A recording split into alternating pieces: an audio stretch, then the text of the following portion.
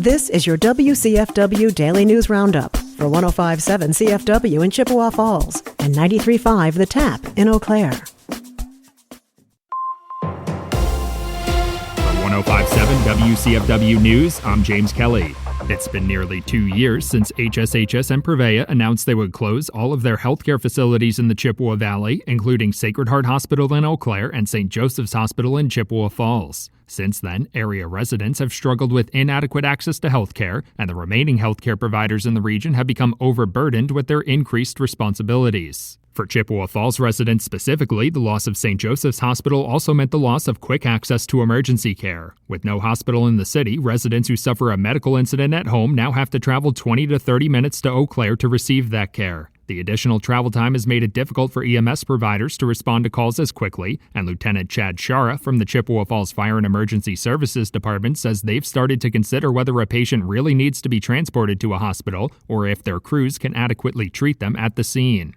We got a longer transport, so we try to prioritize.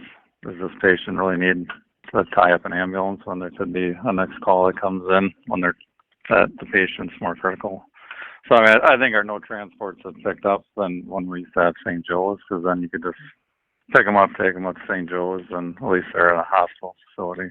Lieutenant Shara says despite a successful referendum in recent years allowing the department to hire more staff, they've struggled to find enough suitable candidates. A pair of bills recently signed into law by Governor Tony Evers could bring some assistance in that regard. Wisconsin Act 35 aims to reduce financial barriers for students in EMS programs at technical colleges to grow the overall workforce. Wisconsin Act 36 also directs the Department of Health Services to increase the maximum Medicaid reimbursement for ambulance responses that don't involve a patient being transported to the hospital. While the new legislation could provide some workforce and reimbursement relief, rural residents in the area will still face healthcare access struggles until new hospitals like the planned Aspirus Hospital in Chippewa Falls and the Chippewa Valley Cooperative Hospital in Lake Hallie open in the coming years.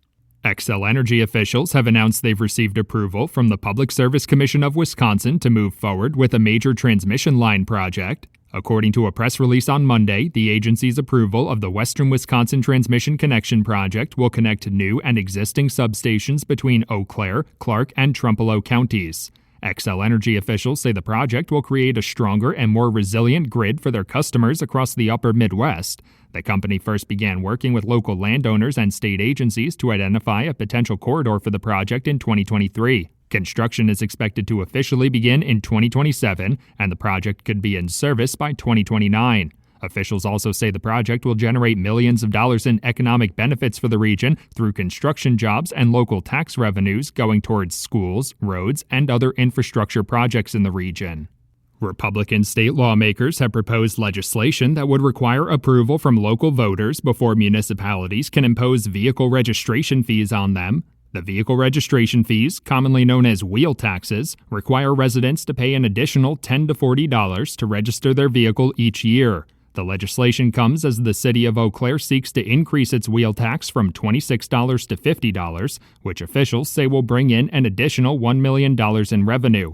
Eau Claire County also has its own wheel tax at $30, meaning city residents could pay as much as $80 each year in vehicle registration fees. If passed into law, an existing wheel tax could be repealed if residents don't vote to keep it during an election held within 18 months of the wheel tax going into effect. Opponents of the legislation say wheel taxes are one of the only reliable solutions for those municipalities to fund local transportation projects.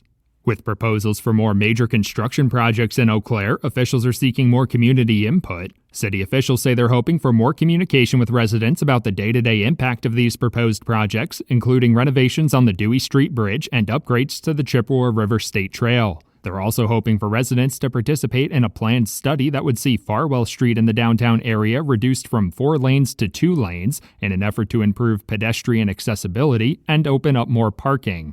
Wisconsin Governor Tony Evers signed a piece of bipartisan legislation into law on Friday restricting the use of cell phones and other electronic devices in the classroom. In a statement, Governor Evers said cell phones and social media can be a major distraction for kids in school and even become a source of bullying. While Wisconsin is now the 36th state to officially limit cell phones and other electronics in the classroom, the Wisconsin Department of Public Instruction previously noted that around 90% of districts had already implemented policies similar to the bill. Chippewa County has officially launched new software on its website to help residents navigate public meetings and board minutes. According to a press release, earlier this year, the county's previous software provider notified them that it would stop supporting the software used on the county website in September of 2027. County officials say the new Civic Plus software will give the public easier access to minutes and agendas and bring significant savings. They're also advising residents that they'll need to re-register to continue receiving notifications for those meetings. A bipartisan package of legislation that would create a new disaster assistance program received a hearing in the Wisconsin State Senate last week. The legislation was considered in the State Senate Committee on Natural Resources, Veteran and Military Affairs on Tuesday, where lawmakers said the goal of the $30 million grant program is to fill in the gaps when federal disaster aid is denied. If approved, the State Department of Military Affairs would oversee the program, with $10 million set aside for individual aid and $20 million for business aid through 2026. For 105.7 WCFW News, I'm James Kelly. A Bucks win at the buzzer. Hi, I'm Mike Clemens with sports. NBA, a Bucks victory thanks to a jump shot at the buzzer by Giannis Antetokounmpo. 117-115 over the Pacers. Doc Rivers says, though, Giannis is getting fouled every night and not getting the calls. I just think the way he gets officiated is not right. It's brutal, and hell, we can call a foul every time. Well, if you do, they'll stop fouling him. So, anyway, we won. The Bucks road trip continues tonight in Toronto against the Raptors. College hoops, number 24th ranked Wisconsin over Campbell University, 96-64. Marquette beat Albany, 80-53. NFL, a report says Packers defensive back Nate Hobbs will now miss time with a sprained knee, and tight end Tucker Kraft out for the season with a torn ACL. I mean, he's a hell of a player, hell of a teammate, hell of a guy. I'm bummed for him. I'm bummed for us.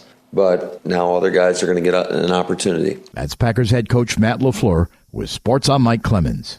Chippewa Valley weather.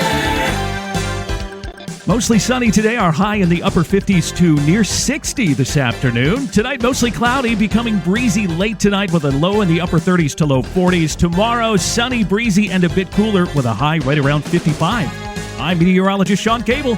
Right now, it's 39. That's your WCFW and the TAP Daily News Roundup from Civic Media. Subscribe to this podcast on Spotify, Apple, or wherever you find your podcasts. Find more news at WCFW.FM or thetap.fm.